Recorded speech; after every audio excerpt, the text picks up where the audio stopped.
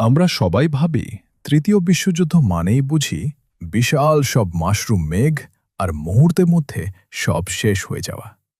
কিন্তু আসল সত্যটা এর চেয়েও অনেক বেশি ভয়ঙ্কর আর নিস্তব্ধ। আপনি কি জানেন, পারমাণবিক বোমার সেই আগুনের গোলার চেয়েও বড় শত্রু হবে আকাশ থেকে নেমে আসা এক গভীর এবং অনন্ত অন্ধকার? আমরা হয়তো নিজেদের খুব বুদ্ধিমান প্রজাতি ভাবি, কিন্তু ইতিহাসের পাতা উল্টালে দেখা যায় আমরা ঠিক সেই পথেই হাঁটছি যে পথে হেঁটে লক্ষ লক্ষ বছর আগে ডাইনোসররা পৃথিবী থেকে চিরতরে বিলুপ্ত হয়ে গিয়েছিল। এটা কোনো কাল্পনিক সায়েন্স ফিকশন গল্প নয়, বরং আধুনিক বিজ্ঞানের এক নির্মম আর অকাট্য সতর্কবাণী। রাটগার্স বিশ্ববিদ্যালয়ের ২০২২ সালের একটি গবেষণায় উঠে এসেছে এক পিলে চমকানো তথ্য। যদি পৃথিবীর কোনো এক কোণেও একটি তথাকথিত ছোটখাটো পারমাণবিক যুদ্ধ শুরু হয়, তবে তার ফলে তৈরি হওয়া প্রায় ১৫০ মিলিয়ন টন ছাই, ধোঁয়া আর কালি সরাসরি স্ট্র্যাটোস্ফিয়ারে গিয়ে জমা হবে। এই ঘন কালো কালি সূর্যের প্রায় ৭০% আলো পুরোপুরি আটকে দেবে। ফলাফল হিসেবে পৃথিবী ডুবে যাবে এক ভয়ঙ্কর শীতলতায়। বিষুবরেখার দেশগুলোতেও তাপমাত্রা ১০ থেকে ১৫ ডিগ্রি সেলসিয়াস পর্যন্ত এক ধাক্কায় কমে যাবে।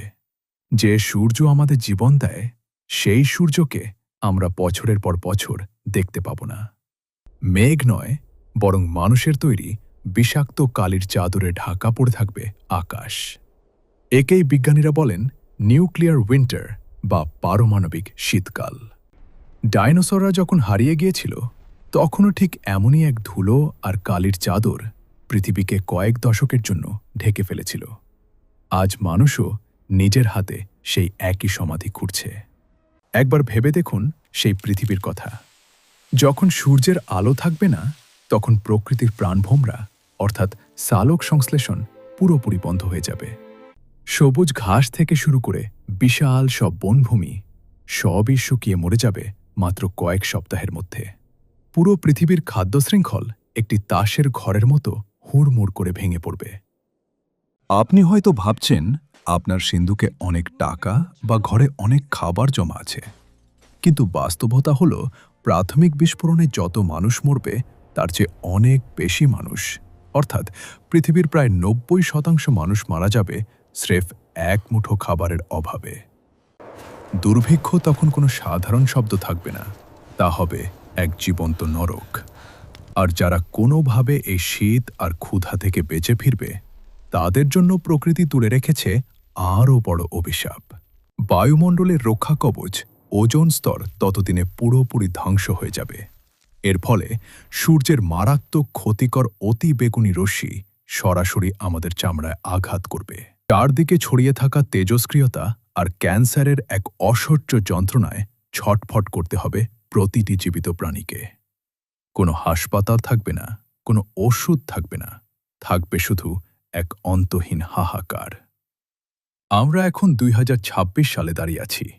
বর্তমান বিশ্বের ভূ রাজনৈতিক অস্থিরতা আর দেশগুলোর মধ্যকার জেদ আজ এমন এক বিপজ্জনক পর্যায়ে পৌঁছেছে যে ডুমসডে ক্লকের কাঁটা ইতিহাসের সবচেয়ে ভয়াবহ অবস্থানে দাঁড়িয়ে আছে।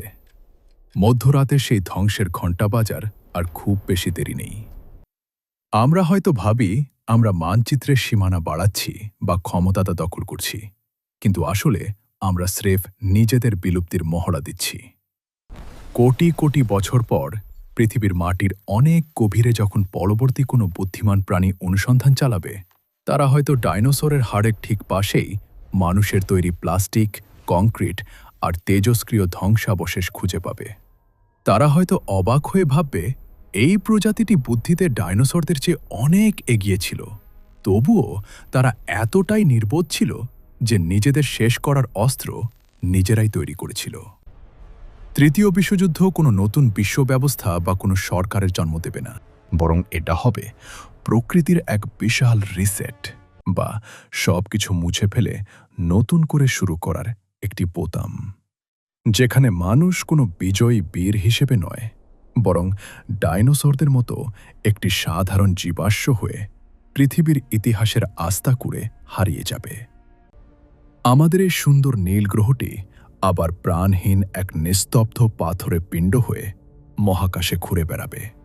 আর আমরা হব সেই অভিশপ্ত প্রজাতি যারা জেনে বুঝেও নিজের ধ্বংসকে আলিঙ্গন করেছিল।